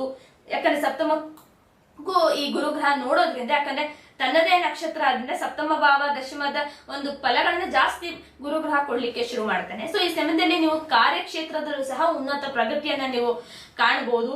ಮತ್ತೆ ಹೊಸದಾದ ಒಂದು ಜೀವನವನ್ನು ಸಹ ನೀವು ಕಟ್ಟಿಕೊಳ್ಬಹುದು ಈ ಸಮಯದಲ್ಲಿ. ಸೊ ಇದು ನಕ್ಷತ್ರ ರೀತಿಯ ಪ್ರಭಾವ ಆಗಿತ್ತು. ಮುಂದೆ ಈಗ ಗುರುಗ್ರಹದ ದೃಷ್ಟಿಯ ಪ್ರಭಾವ ಹೇಗಿರುತ್ತೆ ಅಂತ ನೋಡೋಣ ಬನ್ನಿ. ಸೊ ಐದನೇ ದೃಷ್ಟಿಯಿಂದ 5ನೇ ಮನೆಯನ್ನೇ ನೋಡೋದ್ರಿಂದ, ಯಾಕಂದ್ರೆ ರಾಶಿ ಲಗ್ನದಲ್ಲಿಂದ 5ನೇ ಮನೆಗೆ ಮೊದಲ ಪ್ರಭಾವ ಬೀರೋದ್ರಿಂದ ಶೈಕ್ಷಣಿಕ ಪ್ರಯತ್ನಗಳಿಗೆ ಇದು ಬಹಳಷ್ಟು ಫಲಕಾರಿ. ಅಂದ್ರೆ ಹೊಸದಾಗಿ ಏನಾದ್ರು ಹೊಸದಾದಂತ ಒಂದು ಕೋರ್ಸ್ ಮಾಡ್ಬೇಕು ಅಂತಿದ್ರೆ ಅವ್ರಿಗೆ ಬಹಳ ಒಳ್ಳೇದು. ಅಪ್ ಸ್ಕಿಲ್ ಮಾಡ್ಬೇಕು ಅಂತಿದ್ರೆ ಈ ಸಮಯ ಬಹಳ ಒಳ್ಳೇದು. ಮತ್ತೆ ಹೊಸ ಉದ್ಯೋಗವನ್ನ ನೀವು ಹುಡುಕ್ತಾರೆ, ಖಂಡಿತ ಸಿಗುತ್ತೆ. ಯಶಸ್ಸು ನಿಮಗೆ ಕಟ್ಟಿಟ್ಟ ಬುತ್ತಿ ಈ ಸಮಯದಲ್ಲಿ. ಮತ್ತೆ ಯಾವುದೇ ತರದ ಒಂದು ಪ್ರಯತ್ನಕ್ಕೆ ಕೈ ಹಾಕಿದಾಗ, ಅಂದ್ರೆ ಅದರಲ್ಲೂ ಈ ಆಧ್ಯಾತ್ಮಿಕವಾಗಿರ್ಬೋದು, ಒಂದು ಸ್ಪಿರಿಚುವಲ್ ಲೈಫ್ ಹೋಗ್ಬೇಕು ಅಥವಾ ಮಂತ್ರ ಸಾಧನೆ ಮಂತ್ರ ಸಿದ್ಧಿ ಮಾಡಬೇಕು ಅಂತಿದ್ರೆ ಈ ಸಮಯದಲ್ಲಿ ಮಿಥುನ ರಾಶಿ ಮಿಥುನ ಲಗ್ನದವರು ಪ್ರಾರಂಭ ಮಾಡಬಹುದು. ನಿಮಗೂ ಒಂದಷ್ಟು ಮಂತ್ರ ಸಿದ್ಧಿ ಆಗೋದು, ಗುರುಗಳ ಆಶೀರ್ವಾದ ಸಿಗೋದು ಬಹಳ ಖಂಡಿತ ಸಿಗುತ್ತೆ. ಯಾಕಂದ್ರೆ ನಿಮ್ಮ ಜನ್ಮದಲ್ಲೇ ಇದ್ರು ಪಂಚಮ ಸಪ್ತಮ ನವಮ ನೋಡೋದ್ರಿಂದ ನಿಮಗೆ ಪೂರ್ವ ಪುಣ್ಯದ ಲಾಭವೂ ಸಹ ಆಗುತ್ತೆ. ಸೊ ಈ ಸಮಯದಲ್ಲಿ ಮತ್ತೆ 5ನೇ ಮನೆಯಲ್ಲಿ ಇನ್ನೂ ಒಂದು ಪ್ರಭಾವ ಇದೆ. ನಿಮ್ಮ ಮಕ್ಕಳಿಗೆ ಸಹ ಈ ಸಮಯದಲ್ಲಿ ಬಹಳ ಒಳ್ಳೆಯದು. ಅವರಿಗೆ ಅವರ ಉದ್ಯೋಗದಲ್ಲಿ ಅಥವಾ ಅವರ ಶೈಕ್ಷಣಿಕ ಪ್ರಯತ್ನಗಳಿಗೆ ಯಶಸ್ಸು ಸಿಗುತ್ತೆ. ಸೊ ನಿಮ್ಮ ಮಕ್ಕಳ ಆರೋಗ್ಯಕ್ಕಾಗಿರೋದು, ನಿಮ್ಮ ಮಕ್ಕಳ ಒಂದು ಸರ್ವತೋಮುಖ ಬೆಳವಣಿಗೆಗೆ ಈ ಸಮಯ ಉತ್ತಮವಾಗಿದೆ ಅಂತ ಹೇಳ್ಬೋದು. ಇನ್ನು 7ನೇ ದೃಷ್ಟಿಯಿಂದ 7ನೇ ಮನೆಯನ್ನೇ ನೋಡೋದ್ರಿಂದ ಈ ಸಂಭಾವಿತರಿಗೆ ಮದುವೆ ಆಗುವಂತಹ ಸಾಧ್ಯತೆ ಇದೆ. ಯಾರಿಗೆ ಅವರ ಕುಂಡ್ಲಿಯಲ್ಲಿ ಯೋಗ ಇದೆ, ದಶೆ ಅಂತರ್ದಶೆ ಸೂಟಬಲ್ ಆಗಿದೆ ಅವ್ರಿಗೆ ಆಗುತ್ತೆ. ಮತ್ತೆ ಹೊಸ ಸಂಬಂಧಗಳು ಶುರುವಾಗುತ್ತೆ ಈ ಸಮಯದಲ್ಲಿ. ಮತ್ತೆ ವೃತ್ತಿ ಜೀವನದ ಸಂಭಾವ್ಯತೆಗಳು ಕಾಣಿಸುತ್ತೆ. ಯಾಕಂದ್ರೆ 7ನೇ ಮನೆ ಒಂದು ಪದಪ್ರಾಪ್ತಿ ಆಗಿರೋದ್ರಿಂದ ನೀವು ಪ್ರಮೋಷನ್ ಆ ಥರದ್ದು ಏನಾದ್ರು ಎಕ್ಸ್ಪೆಕ್ಟ್ ಮಾಡ್ತಿದ್ರೆ ಅದರ ಒಂದು ದಿಕ್ಕಿನಲ್ಲಿ ನಿಮಗೆ ಸಂಚಾರ ಆಗ್ಲಿಕ್ಕೂ ಸಹ ನಿಮ್ಗೆ ಅದರಲ್ಲಿ ಪ್ರಗತಿ ಸಹ ವೃದ್ಧಿ ಸಹ ನಿಮ್ಗೆ ಕಂಡು ಬರ್ತಾ ಹೋಗುತ್ತೆ. ಇನ್ನು 9ನೇ ದೃಷ್ಟಿ ಬಂದು ದೂರದ ಪ್ರಯಾಣ ಮತ್ತು ಧಾರ್ಮಿಕ ಕಾರ್ಯಗಳ ಕಡೆ ಒಲವನ್ನ ತೋರಿಸುತ್ತೆ. ಯಾಕಂದ್ರೆ 9ನೇ ದೃಷ್ಟಿ 9ನೇ ಮನೆ ನೋಡೋದ್ರಿಂದ ಧರ್ಮ ಹಾಗೂ ಪ್ರಯಾಣ ಮತ್ತು ಅಥವಾ ಉನ್ನತ ಹುದ್ದೆ ಅಥವಾ ಉನ್ನತವಾದಂತಹ ಶಿಕ್ಷಣ ಮತ್ತೆ ಒಂದು ಅಗಾಧವಾದಂತಹ ಜ್ಞಾನವನ್ನ ಪಡೆಯುವಂತಹ ಸಾಧ್ಯತೆ ಸಹ ಈ ಸಮಯದಲ್ಲಿ ಇದೆ. ಸೊ ಇದು ಭಾಗ್ಯಸ್ಥಾನವೂ ಆಗಿರೋದ್ರಿಂದ ನಿಮಗೆ ಇದರ ಎಲ್ಲದರಲ್ಲೂ ವೃದ್ಧಿ ಆಗ್ತದೆ. ಅಲ್ಲಿ ನಿಮ್ಗೆ ರಾಹುನು ಇರೋದ್ರಿಂದ ನಿಮಗೆ ಒಂದು ಗಂಗಾ ನದಿ ಸ್ನಾನವನ್ನ ಸಹ ಮಾಡಬಹುದು ನೀವೀಗ ದೂರದ ಪ್ರಯಾಣಕ್ಕೆ ಹೋಗಿ. ಅಥವಾ ನಿಮ್ಗೆ ಧಾರ್ಮಿಕ ಕಾರ್ಯಗಳ ಬಗ್ಗೆ ಬಹಳಷ್ಟು ಒಲವು ಬಂದು ನೀವು ಅದ್ರ ಬಗ್ಗೆ ಸಾಕಷ್ಟು ಗಮನ ಕೊಡ್ಬೋದು, ಅದು ಸಹ ಈ ಸಮಯದಲ್ಲಿ ಸಾಧ್ಯವಿದೆ. ಸೊ ಓವರ್ ಆಲ್ ಆಗಿ ನಾವು ಮಿಥುನ ರಾಶಿ ಮಿಥುನ ಲಗ್ನದವರಿಗೆ ನೋಡ್ಲಿಕ್ಕೆ ಬಂದ್ರೆ ನಿಮಗೆ ಈ ಸಮಯದಲ್ಲಿ ಗುರುಗ್ರಹದ ಪ್ರಭಾವ ಬಹಳ ಉತ್ತಮವಾಗಿರುತ್ತೆ ಅಂತ ನಾನು ಹೇಳಲಿಕ್ಕೆ ಇಷ್ಟಪಡ್ತೇನೆ. ಇನ್ನು ಕರ್ಕಾಟಕ ರಾಶಿಯವರಿಗೆ ಅಥವಾ ಕರ್ಕಾಟಕ ಲಗ್ನದವರಿಗೆ ನಾವು ನೋಡ್ಲಿಕ್ಕೆ ಬಂದ್ರೆ ಕರ್ಕಾಟಕ ರಾಶಿಯವರಿಗೆ ಖರ್ಚುಗಳಲ್ಲಿ ಹೆಚ್ಚಳ ಕಾಣಬಹುದು. ಆದ್ರೆ ಅವೆಲ್ಲ ಒಳ್ಳೆಯ ವಿಷಯಗಳಿಗಾಗಿ ಖರ್ಚಾಗುತ್ತೆ ಮತ್ತು ನಿಕಟ ಕುಟುಂಬ ಸದಸ್ಯರಲ್ಲಿ ಒಬ್ಬರ ನಷ್ಟ ಸಂಭವಿಸಬಹುದು. ಯಾಕಂದ್ರೆ ಗುರುಗ್ರಹವು ಬಂದು ನಿಮ್ಗೆ 6ನೇ ಮನೆ ಅಧಿಪತಿ ಹಾಗೂ 9ನೇ ಮನೆ ಅಧಿಪತಿ ಹಾಗೂ 12ನೇ ಮನೆಯಲ್ಲಿರೋದ್ರಿಂದ ಸೊ ನಿಮ್ಮ ನಿಕಟ ಸಂಬಂಧಿಗಳು 9ನೇ ಮನೆ ನಿಮ್ಮ ಸಂಬಂಧಿಕರನ್ನ ತೋರಿಸುತ್ತೆ, ನಿಮ್ಮ ತಂದೆಯನ್ನ ತೋರಿಸುತ್ತೆ. ಸೊ ಇಂತಹ ನಿಕಟ ಸಂಬಂಧಿಗಳಲ್ಲಿ ಒಬ್ಬರ ಒಂದು ಅಗಲಿಕೆ ಅಥವಾ ನಷ್ಟ ನಿಮಗೆ ಈ ಸಮಯದಲ್ಲಿ ಆಗಬಹುದು. ಮತ್ತೆ ನಿಮಗೆ ಅದು 6ನೇ ಮನೆಯನ್ನ ನೋಡೋದ್ರಿಂದ ಸ್ವಲ್ಪ ವೃತ್ತಿಯ ಜೀವನಕ್ಕೆ ಪರವಾಗಿಲ್ಲ, ಬಟ್ ಆದ್ರೆ ಕೆಲವು ಅಡೆತಡೆಗಳು ಸಹ ನಿಮ್ಗೆ ಕಂಡು ಬರ್ಲಿಕ್ಕೆ ಶುರು ಆಗುತ್ತೆ. ಯಾಕಂದ್ರೆ ಗುರು 12ನೇ ಮನೆಯಲ್ಲಿ ಇರೋದ್ರಿಂದ ಮತ್ತೆ ನೀವು ಅನಗತ್ಯವಾದಂತಹ ಪ್ರಯಾಣಗಳು ಮಾಡಬಹುದು, ನಿಮಗೆ ಖರ್ಚು ಹೆಚ್ಚು ಜಾಸ್ತಿ ಆಗ್ಬಹುದು, ಮಾನಸಿಕವಾಗಿ ಬಹಳಷ್ಟು ಬಳಲಬಹುದು ನೀವು ಈ ಸಮಯದಲ್ಲಿ, ಇದು ಸಹ ಸಾಧ್ಯ ಇದೆ.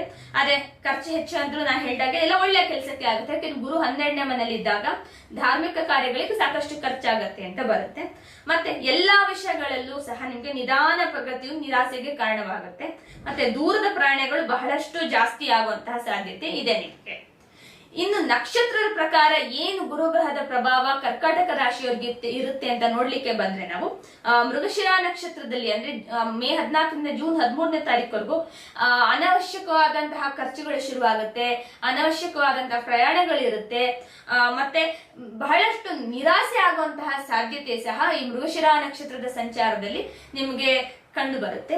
ಮತ್ತೆ ಆರಿದ್ರ ನಕ್ಷತ್ರದಲ್ಲಿ ಜೂನ್ 13ನೇ ತಾರೀಕಿಂದ ಆಗಸ್ಟ್ 13ನೇ ತಾರೀಕುವರೆಗೂ ಗುರುಗ್ರಹವು ಸಂಚಾರ ಮಾಡೋದ್ರಿಂದ ಮನಸ್ಸಿನಲ್ಲಿ ನಿಮಗೆ ಅನೇಕ ಪ್ರಶ್ನೆಗಳು ಮೂಡಿ ಬರುತ್ತೆ. ಯಾಕಂದ್ರೆ ನಿಮ್ಮ ಭಾಗ್ಯವು ನಿಮಗೆ ಅಷ್ಟಾಗಿ ಸಾಥ್ ಕೊಡ್ತಿಲ್ವಾ ನಿಮ್ಗೆ ಅಂತ ಅನ್ಸ್ಲಿಕ್ಕೆ ಶುರು ಆಗುತ್ತೆ. ಯಾಕಂದ್ರೆ ನಿಮ್ಮ 6ನೇ ಮನೆಯನ್ನ ನೋಡ್ತಾ ಇದೆ, ಪ್ಲಸ್ ನಿಮ್ಮ 8ನೇ ಮನೆಯನ್ನ ನೋಡ್ತಾ ಇದೆ ಹಾಗೂ ನಿಮ್ಮ ಚತುರ್ಥವನ್ನ ನೋಡ್ತಾ ಇದೆ ಗುರುಗ್ರಹ. ಆದ್ರೆ ನಿಮ್ಮ 9ನೇ ಮನೆ ಕಡೆ ನೋಡ್ತಾನೆ ಇಲ್ಲ, ನಿಮ್ಮ 10ನೇ ಮನೆಗೆ ದೃಷ್ಟಿನೇ ಇಲ್ಲ. ಹಾಗಾಗಿ ಕಾರ್ಯ ನಡೀತಾ ಇರಲ್ಲ, ನಿಮ್ಮ ಕಾರ್ಯಕ್ಷೇತ್ರದಲ್ಲಿ ಕೆಲಸದಲ್ಲಿ ನಿಮ್ಮ ಗಮನ ಇರಲ್ಲ, ನಿಮ್ಮ ವೈಯಕ್ತಿಕ ಜೀವನದಲ್ಲೂ ನಿಮ್ಗೆ ಗಮನ ಇರಲ್ಲ. ಸೊ ಇಂತಹ ಸಮಯದಲ್ಲಿ ನಿಮ್ಗೆ ಅನೇಕ ಪ್ರಶ್ನೆಗಳು ನಿಮ್ಮಲ್ಲಿ ಉದ್ಭವವಾಗುತ್ತೆ. ಅಷ್ಟಮವನ್ನು ನೋಡೋದ್ರಿಂದ ನೀವು ಯಾಕೆ ನಿಮ್ಮ ಜೀವನದಲ್ಲಿ ಹೀಗಾಗ್ತಿದೆ ಅನ್ನೋದು ಸಹ ಸಾಕಷ್ಟು ನೀವು ಕೂಲಂಕುಷವಾಗಿ ತಿಳ್ಕೊಳ್ಳಿಕ್ಕೆ ಪ್ರಯತ್ನ ಪಡ್ತೀರಾ. ಮತ್ತೆ ಅದನ್ನ ವ್ಯಕ್ತಪಡಿಸಕ್ಕೆ ನಿಮ್ಗೆ ಆಗೋದೇ ಇಲ್ಲ, ಏನ್ ಸಮಸ್ಯೆ ಆಗ್ತಿದೆ ಅಂತ ನಿಮ್ಗೆ ಹೇಳಲಿಕ್ಕೆ ಆಗೋದಿಲ್ಲ.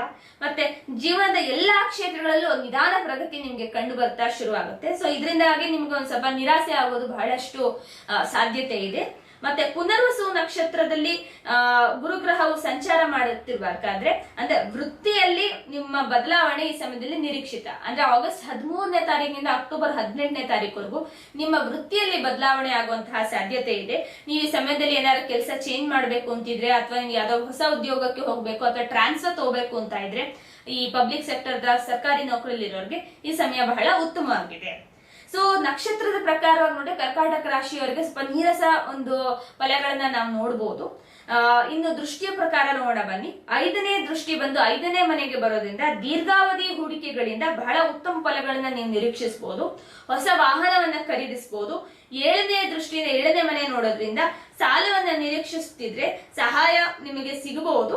ಆದ್ರೆ ಆರೋಗ್ಯ ಸಮಸ್ಯೆಗಳು ಮಾತ್ರ ಬಹಳಷ್ಟು ಇದ್ದೇ ಇರುತ್ತೆ.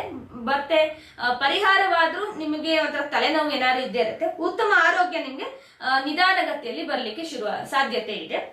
ಮತ್ತೆ ನಿಮ್ಮ 9ನೇ ದೃಷ್ಟಿಯಿಂದ ಅದು ನಿಮ್ಮ 8ನೇ ಮನೆಯನ್ನ ನೋಡೋದ್ರಿಂದ ನಿಮಗೆ ಆಧ್ಯಾತ್ಮಿಕತೆ ಹತ್ರ ಬಹಳಷ್ಟು ಒಲವು ಬರುತ್ತೆ. ಯಾಕಂದ್ರೆ ಎಲ್ಲಾ ಅಶುಭ ಫಲಗಳಿದ್ದಾಗ ನಿಮಗೆ ಎಲ್ಲಾರು ಒಂದು ಮನಸ್ಸಿಗೆ ಶಾಂತಿ ಸಿಗ್ಬೇಕು ಅಂದ್ರೆ ಆಧ್ಯಾತ್ಮಿಕತೆ ಕಡೆಗೆ ನೀವು ವಾಲ್ಬೇಕಾಗುತ್ತೆ. ಸೊ ನೀವು ಆಧ್ಯಾತ್ಮಿಕತೆಗೆ ವಾಲಿದಾಗ ಮಾತ್ರ ನಿಮ್ಮ ಏನು ಒಂದು ಸಮಸ್ಯೆ ಇದೆ, ಹಣಕಾಸಿನ ಸಮಸ್ಯೆ ಇದೆ, ಉದ್ಯೋಗದ ಸಮಸ್ಯೆ ಇದೆ, ವೈಯಕ್ತಿಕ ಜೀವನ ಸಮಸ್ಯೆ ಇದೆ, ನಿಮ್ಮ ವೈವಾಹಿಕ ಜೀವನದಲ್ಲೂ ಸಹ ನಿಮ್ಮ ಪತ್ನಿಯ ಜೊತೆ ಕಿತ್ತಾಟ ಇರ್ಬೋದು, ಅದು ಸಹ ಆಗ್ತಾ ಹೋಗುತ್ತೆ. ಸೊ ಇಷ್ಟೆಲ್ಲಾ ಸಮಸ್ಯೆಗಳನ್ನ ನೀವು ಮೇಲೆ ಬರಬೇಕು ಅಂತ ಹೇಳಿದ್ರೆ ನಿಮ್ಮ ಒಂದು ಮನಸ್ಸು ಆಧ್ಯಾತ್ಮಿಕತೆ ಹತ್ರ ಪ್ರಾಣಾಯಾಮ ಮತ್ತು ಯೋಗದ ಹತ್ರ ಒಲವು ಮೂಡಿಸುತ್ತಾ ಹೋಗುತ್ತೆ. ಯಾಕಂದ್ರೆ 6ನೇ ಮನೆ ಒಂದು ಫಿಟ್ ಅಂಡ್ ರೊಟೀನ್ ತೋರಿಸೋದ್ರಿಂದ ಸೊ ನಿಮಗೆ ಅದರಲ್ಲಿ ಬಹಳಷ್ಟು ಇಂಟ್ರೆಸ್ಟ್ ಬರ್ಲಿಕ್ಕೆ ಶುರು ಆಗುತ್ತೆ. ನಿಮಗೆ ಮಾತೃ ಸುಖದಿಂದ ಸಹ ಈ ಸಮಯದಲ್ಲಿ ವಂಚಿತ ಆಗುವಂತಹ ಸಾಧ್ಯತೆ ಇದೆ. ಆದ್ರೆ ಮಾತೃ ಸ್ಥಾನವಾದಂತಹ ಚತುರ್ಥವನ್ನ ಕುಜ ಈಗ ನೋಡ್ತಿರೋದ್ರಿಂದ ನಿಮ್ಗೆ ಅದರ ಒಂದು ಪ್ರಭಾವ ಇದೆ. ಬಟ್ ಆದ್ರೆ ಗುರುಗ್ರಹವು ನಿಮ್ಮ ಚತುರ್ಥವನ್ನ ನೋಡೋದ್ರಿಂದ ಎರಡು ರೀತಿಯ ಫಲಗಳನ್ನ ಹೇಳುವ. ಒಂದು, ಮಾತೃಸುಖದಿಂದ ವಂಚಿತರಾಗೋದು, ಇಲ್ಲ ನಿಮಗೆ ನಿಮ್ಮ ತಾಯಿಯ ಆರೋಗ್ಯ ಏನಾದ್ರು ತೊಂದರೆ ಇದ್ರೆ ಅದು ಈ ಸಮಯದಲ್ಲಿ ಸುಧಾರಣೆ ಆಗ್ಬೋದು. ಹಾಗೆ ನಿಮ್ಮ ಕುಂಡ್ಲಿಯಲ್ಲಿ ನಿಮ್ಮ ಚತುರ್ಥ ಭಾವ, ಚಂದ್ರನ ಸ್ಥಿತಿ, ಚತುರ್ಥಾಧಿಪತಿಯ ಸ್ಥಿತಿ ಎಲ್ಲ ಹೇಗಿದೆ ಅನ್ನೋದನ್ನ ಮೇಲೆ ಡಿಪೆಂಡ್ ಆಗುತ್ತೆ ಇದು. ಸೊ ಹಾಗಾಗಿ ಕರ್ಕಾಟಕ ರಾಶಿ, ಕರ್ಕಾಟಕ ಲಗ್ನದವರಿಗೆ ಈ ಸಮಯ ಅಷ್ಟಾಗಿ ಉತ್ತಮವಾಗಿಲ್ಲ. ಹಾಗಾಗಿ ಈಶ್ವರನ ಪ್ರಾರ್ಥನೆ ಮಾಡೋದು ಅಥವಾ ದೇವಿ ಪಾರ್ವತಿ ಸಮೇತ ಶ್ರೀಕಂಠೇಶ್ವರನ ಪ್ರಾರ್ಥನೆ ಮಾಡೋದು ಬಹಳ ಉತ್ತಮ ಅಂತ ನಾನು ಹೇಳಲಿಕ್ಕೆ ಇಷ್ಟಪಡ್ತೇನೆ. ಇಷ್ಟಲ್ಲದೆ ನಿಮ್ಮ ಮನಸ್ಸನ್ನ ಒಂದು ಹತೋಟಿಯಲ್ಲಿ ಇಟ್ಕೊಳ್ಳೋದು, ಮತ್ತೆ ಒಂದು ಏನು ಪರಿಶ್ರಮವನ್ನ ನೀವೇನ್ ಹಾಕ್ತಿದ್ರೋ ಅದನ್ನ ಕಂಟಿನ್ಯೂ ಮಾಡ್ಕೊಂಡು ಹೋದ್ರೆ ನಿಮಗೆ ಉತ್ತಮ ಫಲಗಳು ಸಿಗುತ್ತೆ ಅಂತ ನಾನು ಹೇಳಲಿಕ್ಕೆ ಇಷ್ಟಪಡ್ತೇನೆ. ಸೊ ಇಷ್ಟ ಆಗಿತ್ತು ಮೇಷರಾಶಿಯಿಂದ ಕರ್ಕಾಟಕ ರಾಶಿ ಅಥವಾ ಲಗ್ನದವರಿಗೆ ಯಾವ ತರಹದ ಗುರುಗ್ರಹದ ಪ್ರಭಾವ ಇರುತ್ತೆ ಅನ್ನೋದು. ಮುಂದಿನ ಸಂಚಿಕೆಯಲ್ಲಿ ನಾನು ಸಿಂಹ ರಾಶಿಯಿಂದ ವೃಶ್ಚಿಕ ರಾಶಿಯವರೆಗೆ ನಾನು ಕವರ್ ಮಾಡ್ತೇನೆ. ಸೊ ಅಲ್ಲಿವರೆಗೂ ನಮಸ್ಕಾರಗಳು.